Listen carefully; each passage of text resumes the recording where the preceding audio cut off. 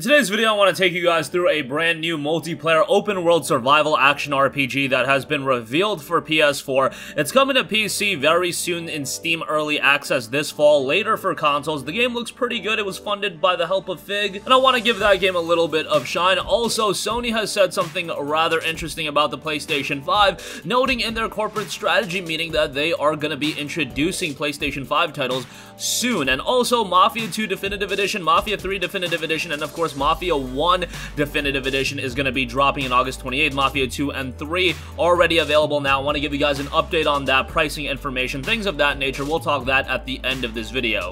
But first of all, Dreamside Interactive will release Fig-funded multiplayer survival action RPG Frozen Flame for PC via Steam Early Access this fall at a minimum planned price point of $29, and later for consoles, the developer has announced a closed beta will begin in June. Now, that $20 price point is probably going to be higher on consoles given the fact that games in early access are always priced a little bit lower, and then they do incrementally increase the price. At least that is the case for the majority of early access titles. Nevertheless, the game does look rather interesting, and I am led to believe that it is going to be a PlayStation 4 game because they also said they had plans on possibly releasing the game on Nintendo Switch. Who knows, it might end up being a PlayStation 5 title, maybe a cross-gen title. Whatever the case may be, the game should be coming to PlayStation at some point. In the game's About section, it notes Frozen Flame is a multiplayer survival action RPG that offers a fresh take on the survival genre by enhancing it with deep role-playing experience. Defeat epic bosses and dozens of dangerous monsters in a fast-paced third-person combat. Explore a constantly changing open world with many hazards to overcome and secrets to find with flexible crafting and leveling systems offering great replayability. This is the world you'll want to visit again and again. The flame itself is a source of magical power which you can use to develop your character and conjure powerful magic. High-level players are able to build entire settlements, tame wild creatures, explore new lands and dungeons. Adepts of player v player will be able to join orders and participate in their unending wars. Each order offers unique quests and rewards. The main game mode here is the Cataclysm. Survival is not the only goal. The world needs saving from utter destruction.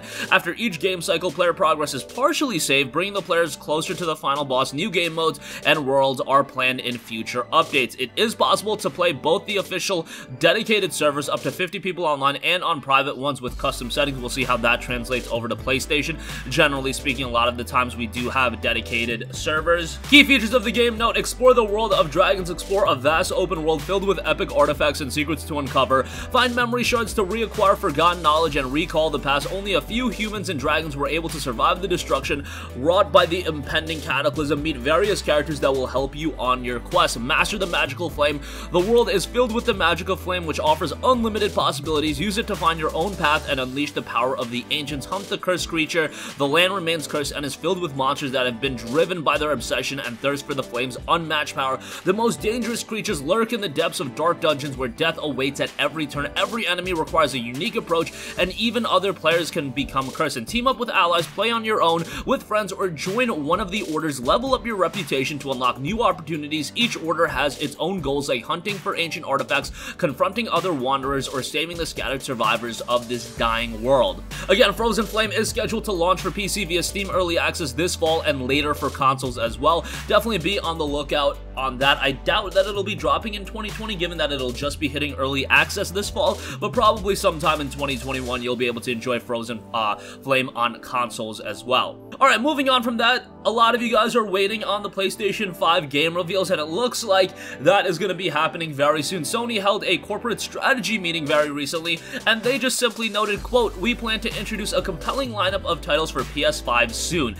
The rumor is that there's going to be an event sometime in early June that is going to roll out a lot of the information, maybe not an official hardware reveal where we see the box itself, but a lot of the game should be revealed. If you go back to what they did for the PlayStation 4, during the year of 2013 when the PS4 was revealed, the February of that year, they announced a reveal event, and they did that reveal event where they just showed off footage of a variety of different games. Those games being Killzone Shadowfall, Knack, I believe Infamous Second Son was there, I believe Drive Club was there, and a couple of other titles, Deep Down, which we never even got. I could very well see something like that happening, and I do imagine that this is going to be primarily focused on the first-party games, just because now that we have the Summer Games Fest and a lot of the dates being shifted around, it seems like a lot of the third-party publishers are going to be left to their own devices to roll out their own announcements. At least the majority of them. I see Ubisoft holding their own event. I see EA doing the same thing. Activision's probably going to do something similar. Are there going to be third parties that make their presence felt at these Microsoft and Sony events? Probably, but I would also expect that a lot of the gameplay rollouts are going to happen independently,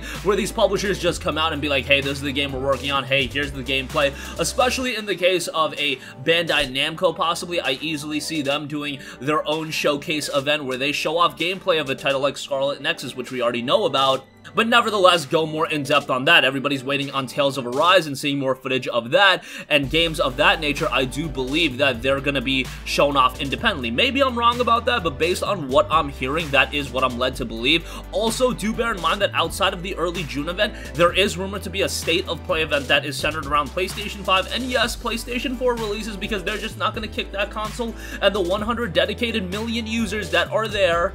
And they'll be showcasing PS4 titles as well, and bear in mind that a lot of the third-party titles are just inherently going to be cross-platform play, because, you know, Ubisoft is not going to want to throw away the sweet, sweet money that they can generate off releasing a game to 100 million, 150 million people. When you factor in X1 and PS4, there's a large user base, and no way are there going to be 150 million Xbox Series X's and PS5s in the wild like that. They're going to want to sell the game to that existing audience. Not just Ubisoft, EA, Activision, the major publishers are going to stick with the last generation consoles on top of the next gen consoles for a long time so they can maximize revenue. I would imagine by 2021, end of 2021, 2022, that's when we see the transition to next gen being a real thing, where developers are exclusively developing for that those consoles. But bear in mind, with the PlayStation 4 and Xbox One, you had games a year in, like a Middle-earth Shadow of Mordor, that was a cross-generation game, and a bunch of other titles that did end up being cross-gen for quite a while. I imagine something like that,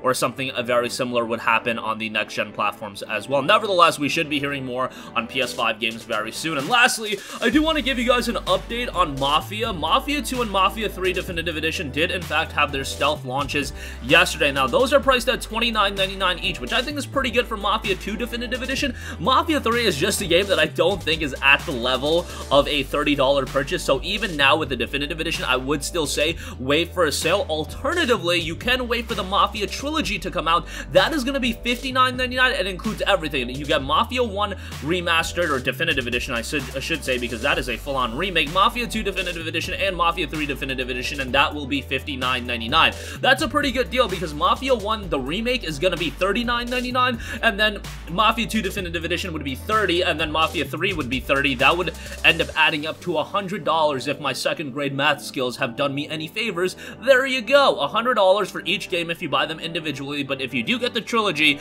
you'll end up getting all three games. And again, Mafia 1 is a gorgeous ground-up remake that looks fantastic. Mafia 2 is a game that I was very high on when I played it back in 2010, 2011. The exact time frame escapes me, but it was around that time, towards the end of the PlayStation 3 and the 360's life, and it was a fantastic game with a gripping story, very linear, which was the reason I was so excited for Mafia 3, because it was shifting to this open world of New Orleans, Louisiana, and I was like, man, Mafia in open world, that's going to be fantastic. And ultimately, the gameplay faltered quite a bit, and I didn't think Mafia 3's storyline was anywhere near as strong as Mafia 2. Mafia 1, on the other hand, I haven't played it in a very long time, but I'm very excited to go back and play a ground-up remake. Look, a Definitive Edition, a remaster of that, would be okay, but now that they're doing a ground-up remake, and they are pricing it at $39.99, since it is a ground-up remake, they probably could have gotten away with a $49.99 or $59.99 price point, but $40 for it, I think, is a steal of a deal. And picking up the trilogy isn't that bad of an idea, because Mafia 2 is such a great game, and Mafia 1 Remake is going to be really, really good. It's faithfully recreated from the ground up with a new game engine, expanded story, so it is going to include new content, new and refined modern gameplay features, re-recorded orchestral score. That seems to be a general thing in a lot of Definitive Editions. You know, Blade Chronicles is doing that, as well as did FF12, the Zodiac Age. This is the Mafia you remember, only much more. You play a mob movie, Lost Heavens, Illinois. That's going to be a great game, $39.99, and with each game, you do unlock in-game items for the other game, so that's pretty cool as well.